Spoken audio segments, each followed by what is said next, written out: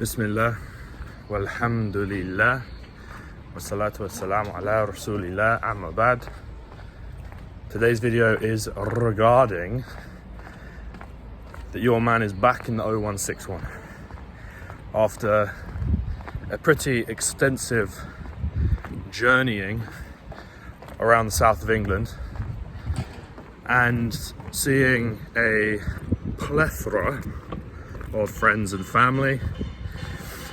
I'm finally back in my resident city within the glorious country of England, more widely and officially known as a part of the United Kingdom of Great Britain and Northern Ireland. And it's regarding the fact that the beauty that I saw on the trip, you know, Buckinghamshire, East Sussex, Dorset and Cornwall being the four main destinations, and obviously, you know, stop-offs in between, driving on the beautiful southern coastal A roads and in and around the areas of outstanding natural beauty and the national parks of this great country. It really solidified my feeling, and rightly so, that to anybody who, look, obviously we're proud of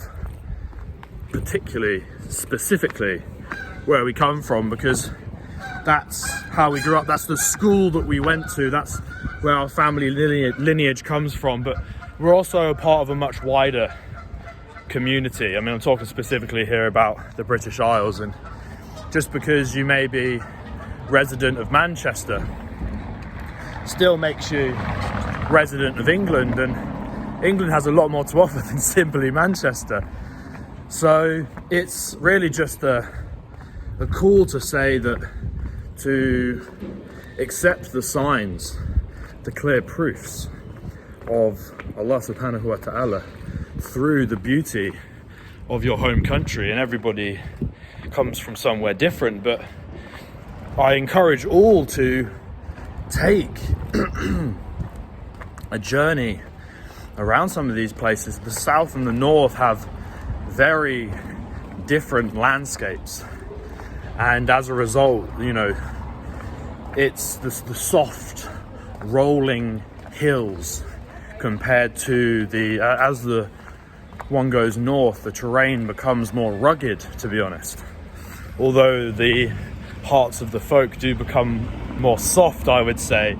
And there's a lot of nationalism in the south. I saw lots of St. George's flags, lots of Union flags. And I love me a St. George flag and a Union flag. So that was something I did notice on that southern coast. But really the main call is that the southern coast of this country is one of outstanding beauty, and you can holiday in the United Kingdom extensively. Everybody wants to go to Spain, everybody wants to go somewhere abroad, but you know, when COVID-19 hit, I wasn't willing to get a jab to go on holiday. That wasn't what I was about. So maybe there's going to be a flag up disclaimer little note come on this video, because they've heard me talk about the COVID-19 84 JAB, but I wasn't going to get a JAB for a JOB, if you get what I mean. That didn't make any sense to me. I've got people in my own friendship circle who got the JAB for a JOB just to go on a HOLIDAY. Now, that was confusing for me. I was like, if I never leave this island again, I'm content. What a beautiful island we have. To the north, we have Scotland. To the west, we've got a little baby. To the west, we have Wales. And then to the south, I mean, when you're talking about Cornwall, Dorset, Devon, Kent, these places are just absolutely spectacular. The national parks in Wales, Snowdonia, Bracken's Beacons to the south, the peaks and the lakes, and it just goes on and on and on and on. And I guess what I really wanted to mainly get across was I love this country because, look, there's something about driving on the right hand side of a car. There's something about our number plates where the first two letters, generally speaking, are associated with a certain location: MD, MM, you know, Manchester. Then the second half of the number plate, well, of the first four letters, will tell you the car date. Anyway, some of these foreign number plates are just madness. To me, they're clear, they're concise, and even the number plates of this country are beautiful. MC72, so, you know, manufactured or at least sold in Manchester. 72 will be the second half of the year of 2022. And then not only that, I mean, then you've got the private number plates, which at the end of the day, every man to himself, but I like a cheeky number plate. The cars, the roads, the infrastructure, the language, the signpostings in English, and it's got historical significance and always on a journey to learn. I could spend my lifetime going around the hundreds of National Trust properties and gardens. I could spend my life just driving around the dozens and dozens upon dozens of English counties, as well as Welsh and Scottish. I love this as a unified island. I know that there's a particular national pride in Wales and Scotland, and I say rightly so. But ultimately, again, a unionist mentality, I'm sorry to say, are we not stronger together? I think that the Welsh and the Scottish surely can understand that from a practical economic perspective, but I'm also talking about a spiritual perspective. One island, one people, but with a diverse cultural heritage, of course.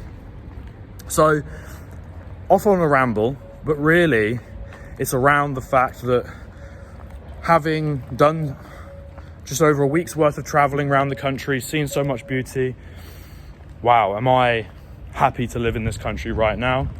Am I proud to have my lineage and my heritage from this country? Am I proud to speak the language of this country? Am I in awe with the array of achievements of this country throughout the centuries? Of course. Is this country perfect? No. Does this country have corruption? Yes. Is there some insidious globalist agendas going on? Yes. But there's a lot to be happy for, folks. A lot to be content with. Another day above ground. Another day breathing the polluted Manchester air. It's actually, again, relatively speaking, the Manchester air is clean. I mean, go to a lot of the cities around the country, rather around the world. I mean, how many cities does China have that have, I mean, the population is obviously much larger, and Manchester, relatively speaking, is small, but this is England. All the cities are relatively small other than London. So I guess also what I wanted to say is the obvious, that sometimes the haters, the commenters, when was the last time they left their hometown? When was the last time they could afford it? Because most people are trapped. Most people are trapped within the matrix, within a 9 to 5 system, and they, as a result, have learned to deal with and survive within a system that they're not wholeheartedly contented with. And as a result of that, they're quite happy to bash some random brother online speaking about peace and love and harmony and the beautiful religion of Al-Islam by quoting out of context. Just recovering from a minor illness.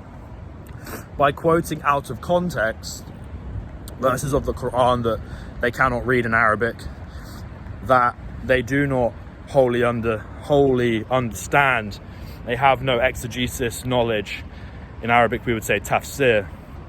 They are simply quoting something that is hearsay to fit their agenda, when there is something we have to remember within the Deen of Al-Islam, is that everything is contextual. So yes, as I've said many times before, and it's those people will understand this on a very real basis if somebody breaks into their home. Pretty sure a lot of English geezers would get up and defend their family. It's the same thing. When the disbelievers attack, the Muslims have a right to defend. But if you want to give us space, give us rights, give us freedoms, and allow us to practice peacefully, then we're going to leave you alone. And that's been absolutely ordained. You cannot harm innocents. You cannot cut down trees. You cannot hurt women, children, religious brethren, popes, bishops, vicars, or even, nuns and, monasteries. No, there's laws to war, there's laws to engagement. And if you look at the recent history of the West, I think they've lost some of their international war codes. I mean, look, at the end of the day, war's not great, but I think there should still be respect because people are laying down their lives. I've now gone off on a mad tangent. The main thing is people go and hate, people go and hate, people going to listen, people going to love. And so I'm just getting to work now. Always remember, big up your good selves. Peace and blessings, good folk.